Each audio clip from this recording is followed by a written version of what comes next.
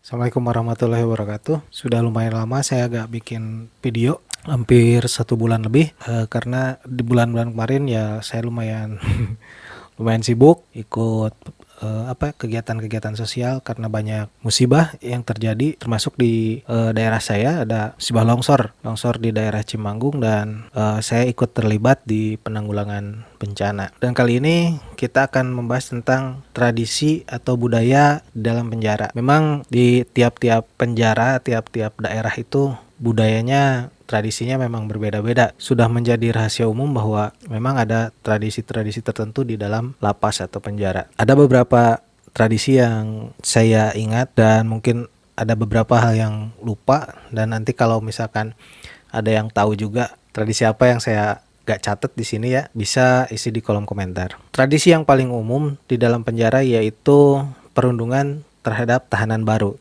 Memang tradisi perundungan terhadap tahanan baru ini sudah menjadi rahasia umum menurut saya. Hampir semua sudah pada tahu bahwa ketika ada anak baru masuk ke dalam penjara itu sering kali terjadi perundungan. Bahkan beberapa juga kita tahu naik ke media seperti kasus Ferdian Paleka. Ketika masuk penjara di kantor polisi, dia dirundung oleh tahanan lain. Tiap ada anak baru yang masuk, entah itu ke Polsek, Polres, atau mungkin ke lapas, di beberapa daerah, tidak semua ya, tapi memang kebanyakan terjadi perundungan terhadap anak-anak baru. Tapi tidak semua sih, tidak setiap anak baru yang masuk itu pasti dirundung ya. Kebanyakan sih karena biasanya kasus asusila itu sudah pasti bakal dipelonco lah, bakal dirundung oleh napi-napi lain. Meskipun mungkin napi-napi yang merundung itu juga ada sebagian napi yang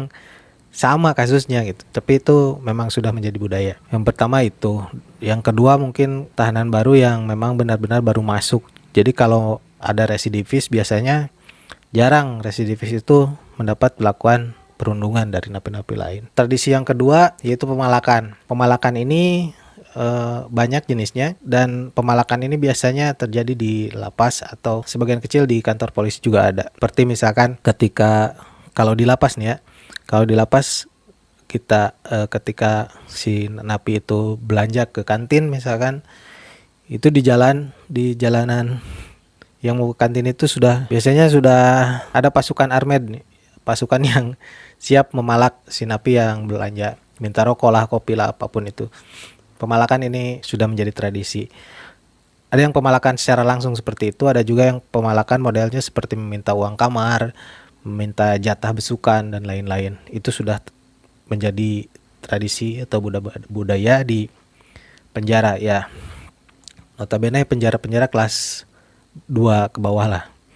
Kalau di penjara-penjara kelas 1 yang isinya koruptor seperti Sukamiskin itu sudah nggak ada hal-hal seperti itu ya. Tradisi selanjutnya biasanya ada pembuatan tato khusus untuk lapas-lapas yang besar. Biasanya ada gambar-gambar khusus yang menandakan bahwa dia pernah menghuni di lapas tersebut gitu. Biasanya ada tato dengan ciri khusus. Dan biasanya tato-tato di lapas itu ada yang pakai jarum manual yang dibuat dari kawat atau apapun yang diruncingkan, tintanya dibuat dari bakar-bakaran kertas, apapun itulah yang bisa dijadikan tinta. Jadi biasanya kalau tato penjara itu warnanya itu jelek ya, cenderung agak pudar warnanya, jadi cuman satu warna dan juga jelek. Tapi mungkin tato di dalam penjara itu bagi si orang yang ditatonya punya kebanggaan tersendiri.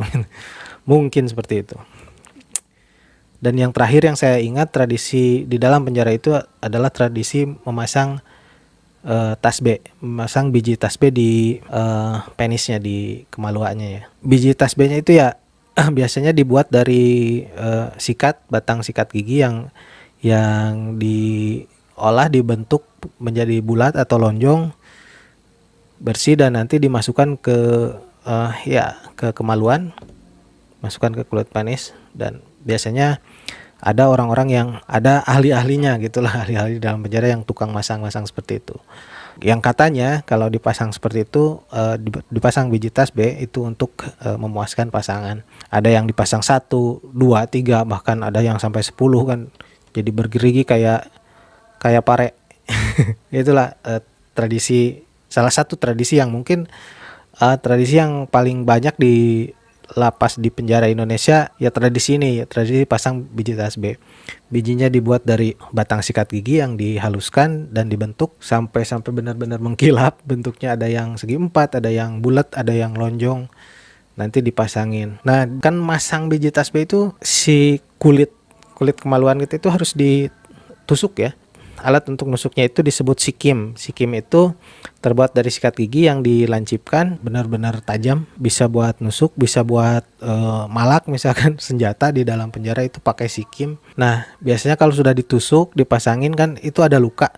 Lukanya itu macam-macam cara penyembuhannya, itu ada yang disembuhin sama apa ya?